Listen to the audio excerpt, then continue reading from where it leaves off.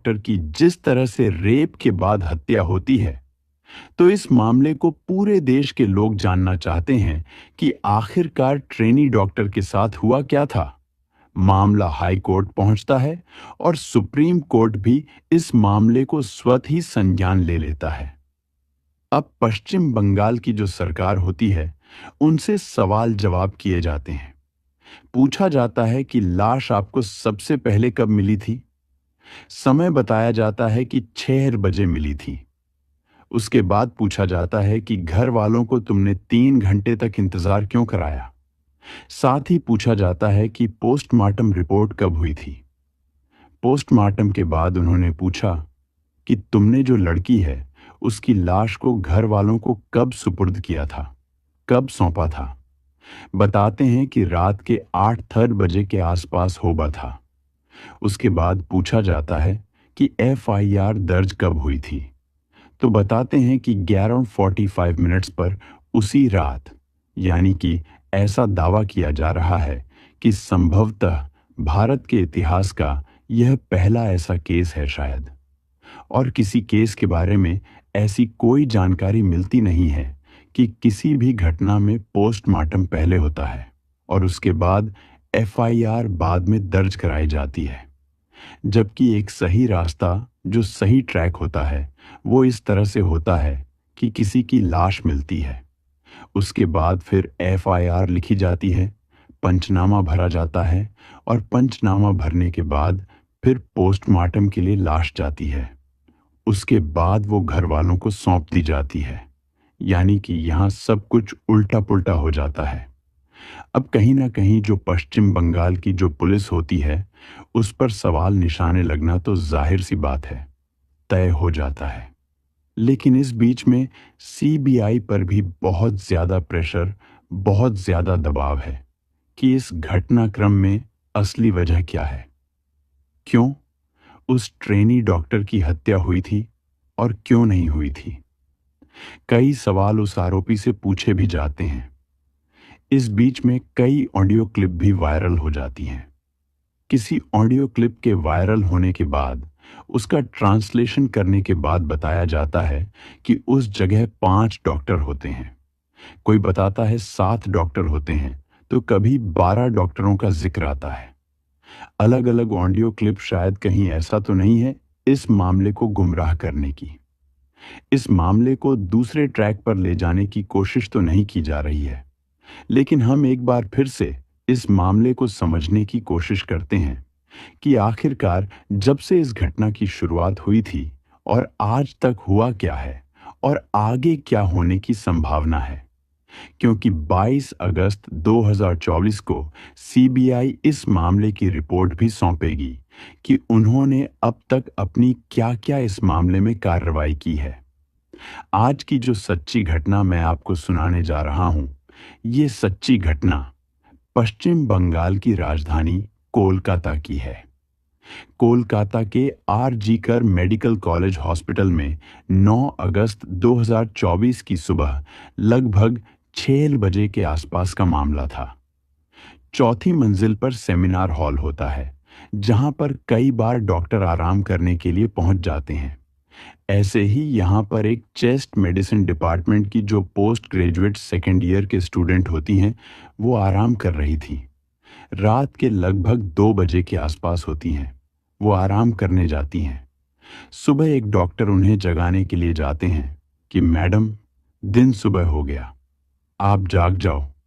जैसे ही डॉक्टर वहां जाता है, जाने के बाद दरवाजा खोला जाता है तो पता चलता है कि ट्रेनी डॉक्टर सोई हुई थी। जिस तरह से अक्सर लोग जब सो जाते हैं तो अपने ओझ चेहरे पर, अपने माथे पर हाथ रख लेते हैं।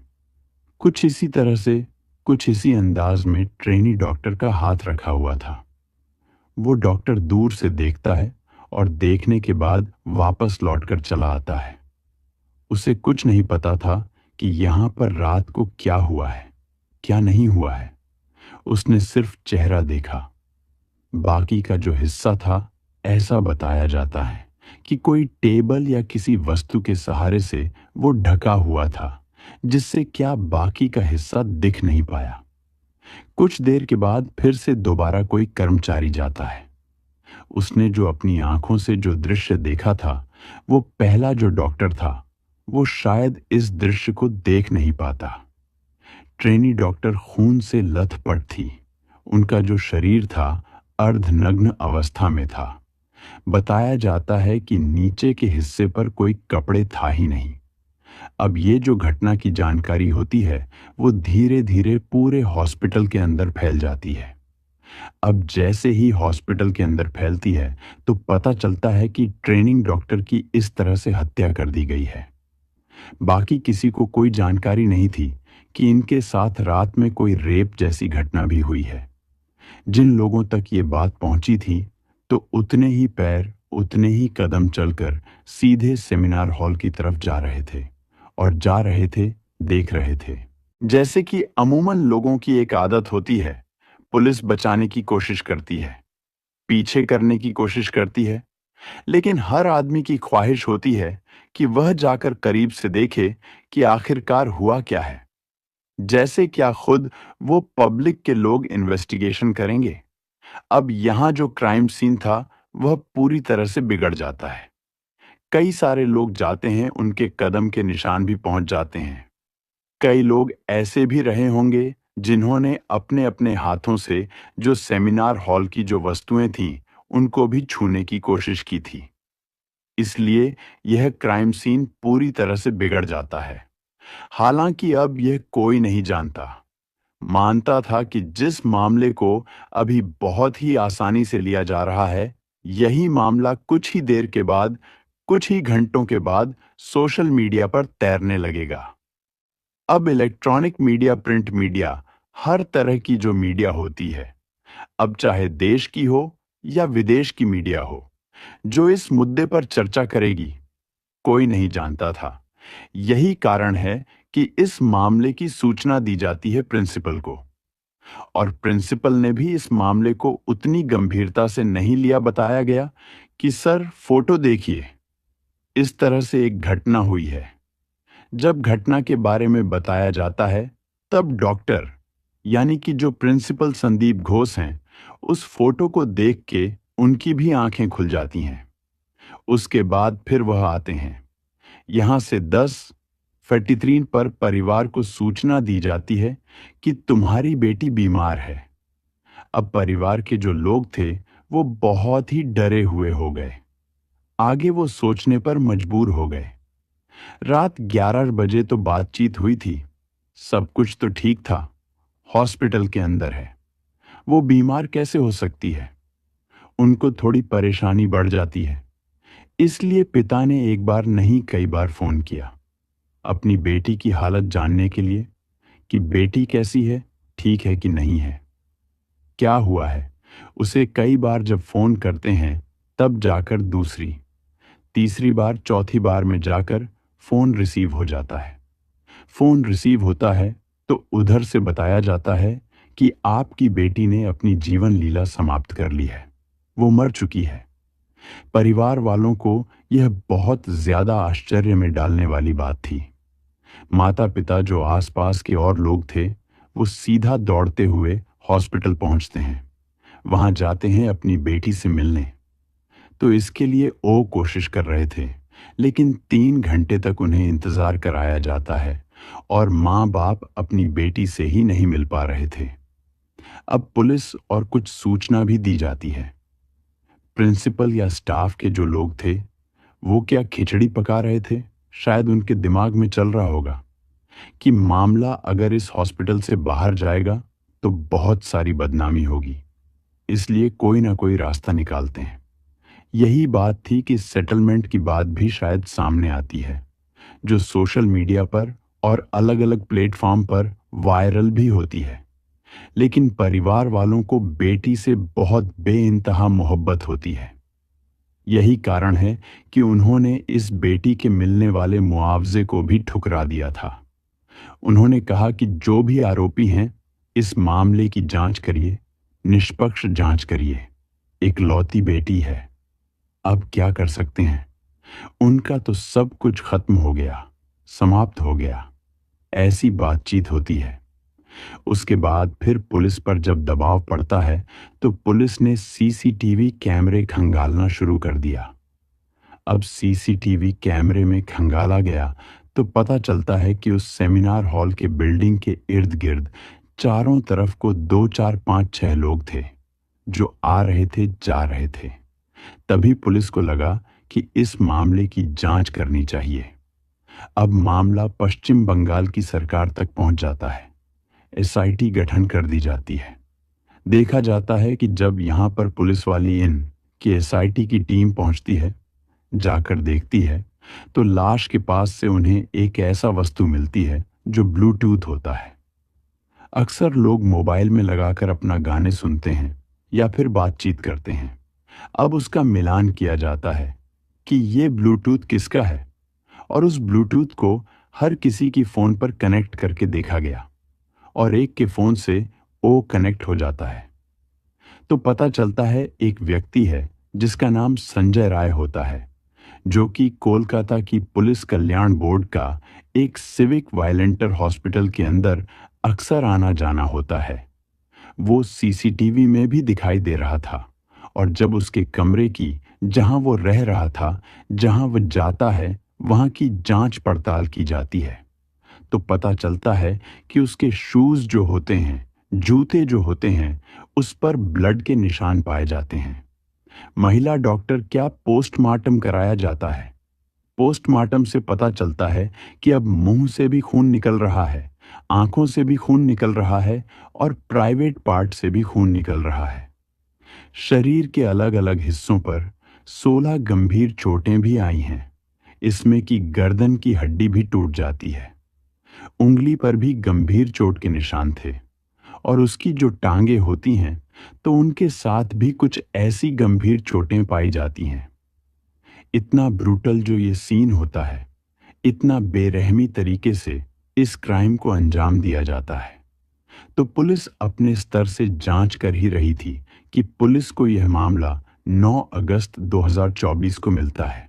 दोस्तों, अब 10, 11, 12, 13 अगस्त तक पुलिस इस मामले की जांच कर ही रही थी कि हाई कोर्ट ने, कोलकाता ने इस मामले को संज्ञान लिया।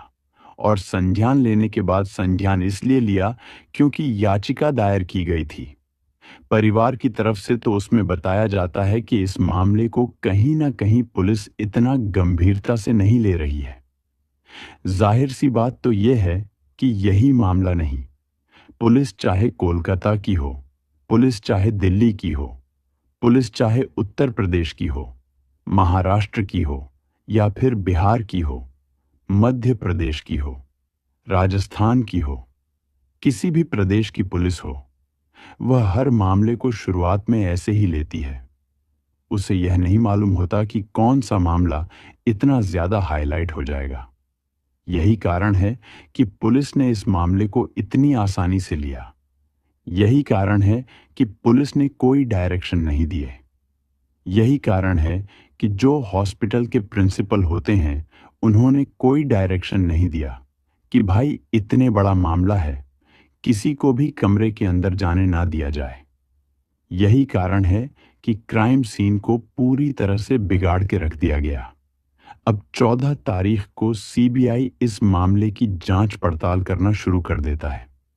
अभी पुलिस ने, जो एसआईटी ने जो जांच पड़ताल की थी, उसमें संजय रॉय ही एक ऐसा अभियुक्त था, ऐसा आरोपी था जो पाया जाता है, जिसके बाद उससे पूछताछ की जाती है। वह स्वतः ही कबूल कर लेता है कि हाँ जी, मैंने इस घटना को अंजाम दिया है। दरअसल संजय राय, जो कि 5520 शंभुनाथ पंडित रोड पर रहने वाला व्यक्ति होता है, 5 अगस्त 2024 को ये एक सलुआ जगह लगती है, वहां जाता है। कहीं ट्रेनिंग या बैठक वगैरह थी, तो यह 8 तारीख को वहां से लौट के आता है। वहां से लौटने के बाद इसके ही एक साथी होता है, जो कि सिविक वॉलंटियर होता है। उसके परिवार का कोई रिश्तेदार था जो इसी आर.जी. कर मेडिकल हॉस्पिटल के अंदर एडमिट था। ये 2 बार चक्कर लगाता है। एक बार तो अपने दोस्त के इस रिश्तेदार को देखने के लिए जाता है, दूसरा फिर किसी और व्यक्ति को देखने के लिए जाता है, क्योंकि अक्सर वह हॉस्पिटल के अंदर ही रहता है। मरीजों को लाना ले जाना शायद यह पुलिस का काम तो करता ही है, लेकिन यह भी बताते हैं कि यह पैसे के लिए भी कुछ काम करता है। अब यहां से अपने दोस्त के साथ वह सीधा कहता है कि भाई चलो कहीं चलते हैं, यानी कि वह जाता है, रेड लाइट एरिया में कोठे पे जाता है, किसी अजो वैश्या के पास, जो पहला जो एरिया होता है सोनागाछी, वो वहां जाता है अपने दोस्त के साथ। वहां जाने के बाद फिर वहां वह अंदर उसमें रेड लाइट एरिया में नहीं जाता, लेकिन जो उसका दोस्त होता है वह अंदर जाता है और थोड़ी देर रुकने के बाद वापस चला जाता है। दूसरी जगह लगती है चेतला। चेतला में वैश्यावृत्ति का काम होता है। यह भी एक रेड लाइट एरिया है। यहां जो उसका सिविक वॉलंटियर दोस्त होता है संजय रॉय का, वह जाता है और जाकर वापस लौटकर आ जाता है, यानी कि संजय रॉय नहीं जाता। ऐसी जांच पड़ताल में सामने आया है। लेकिन जब यह वापस आ रहे हैं तो रास्ते में एक महिला मिलती है। उस महिला की तरफ से इसने अश्लील काम कसना शुरू किया। ये समझ रहा था कि शायद यह भी कोठे पर काम करने वाली कोई वैश्या होगी, लेकिन उस लेडीज ने इसे झाड़ दिया, इसे कुछ उल्टा सीधा जवाब दिया। तब यह शांत हो जाता है। यहां से वापस हॉस्पिटल आते हैं दोनों दोस्त, और इन्हें एक ऐसी जगह तलाश करते हैं जहां पर बैठ के मौज से आराम से शराब पी सकते हैं। आराम से बैठकर शराब पीते हैं, और शराब पीने के बाद जो सिविक वॉलंटियर इसका दोस्त होता है संजू राय का, वो तो चला जाता है, लेकिन ये अकेला रहता है। अब ये इसे हॉस्पिटल में कहीं भी आने की जाने की परमिशन थी ही, कहीं कोई रोकने वाला था नहीं। इसको ये चौथी मंजिल पहुंचता है और इत्तेफाक से उस सेमिनार हॉल के अंदर चला जाता है। वहां जाने के बाद देखता क्या है कि इसको लेडी डॉक्टर जो होती है, ट्रेनी डॉक्टर, अब आराम से आराम करती हुई मिलती है, सोती हुई मिलती हैं। वहां जाता है उनके साथ। इसने जो भी किया है वह पोस्टमार्टम रिपोर्ट से और तमाम अखबारों, तमाम टेलीविजन पर जो एक रिपोर्ट आती है कि जिस तरह से उन्हें मारा गया, पीटा गया, उनके साथ बलात्कार किया गया।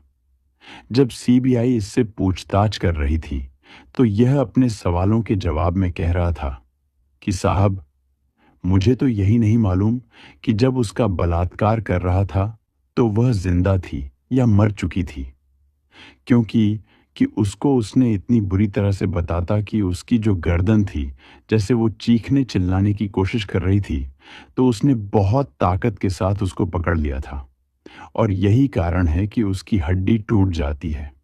ये बॉक्सर होता है, ट्रेंड बॉक्सर होता है।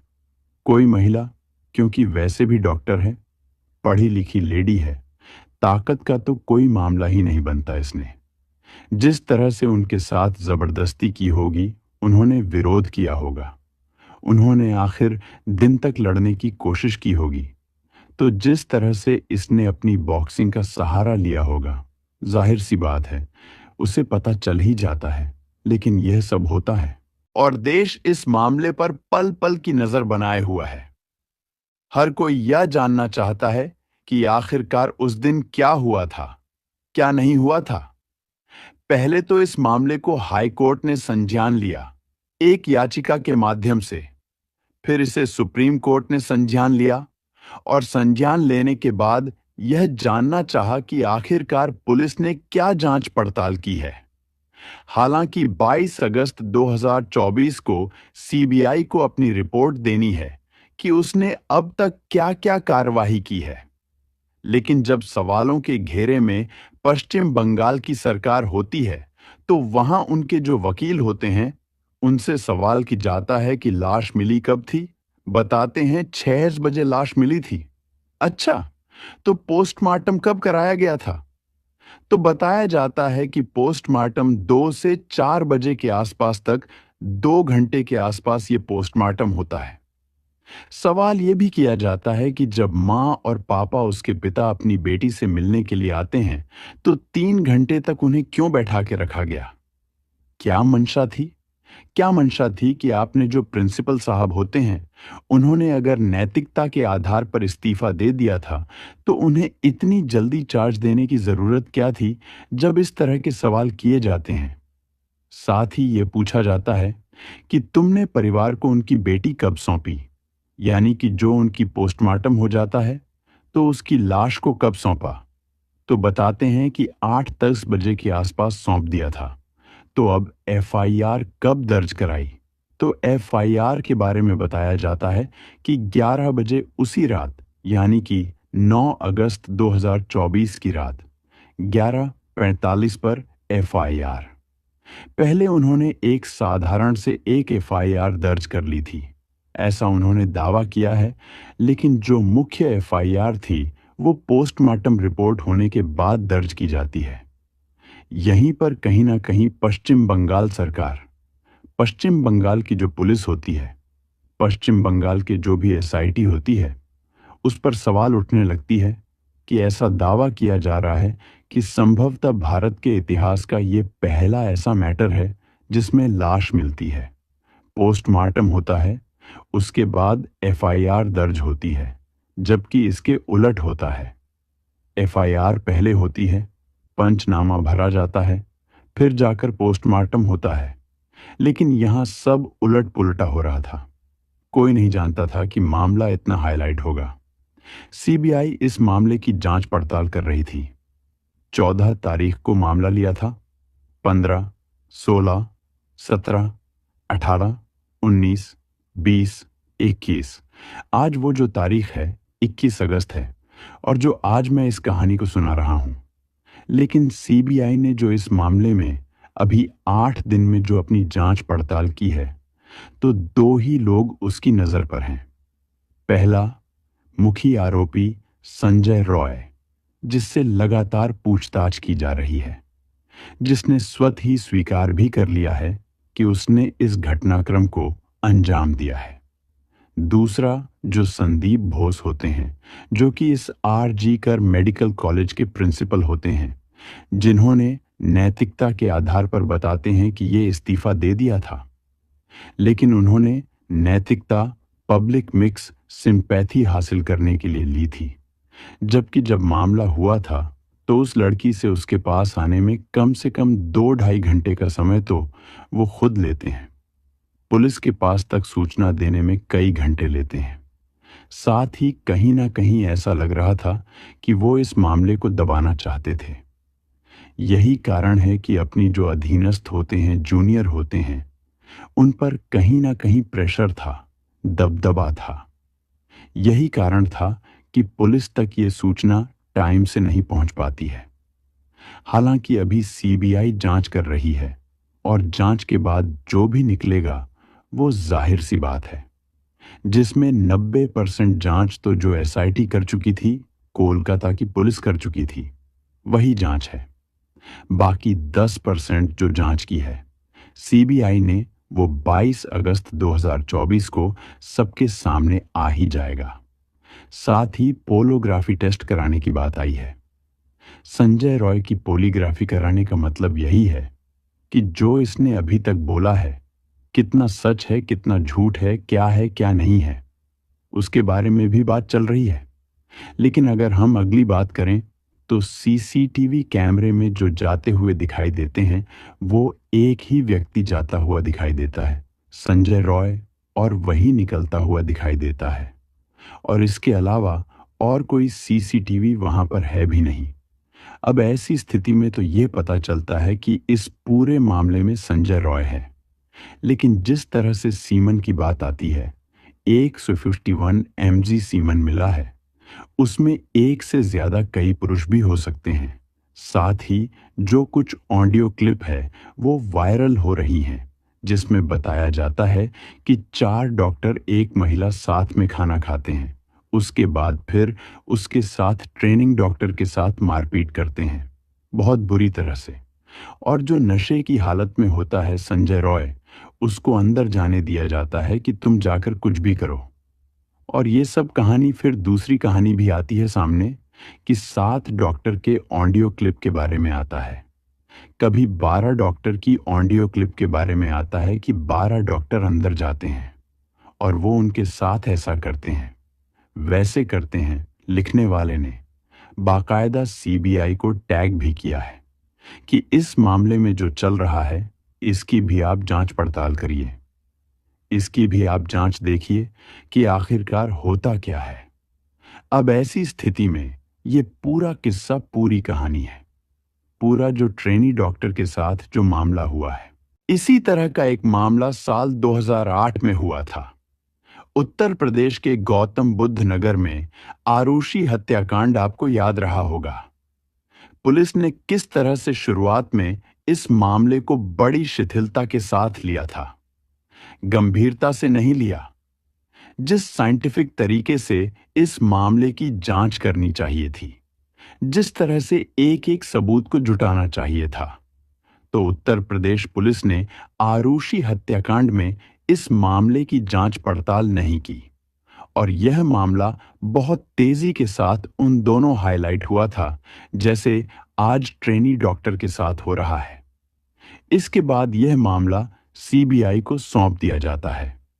सीबीआई इस मामले की जांच पड़ताल करती है। अब जांच पड़ताल करने के बाद तो कभी तो लगता है कि माता पिता ने इस लड़की की हत्या की थी और कभी लगता है कि किसी ने हत्या की थी, लेकिन यह मामला आज भी कहीं ना कहीं पहेली बना हुआ है, अनसुलझा सा दिखाई देता है जिस तरह से है।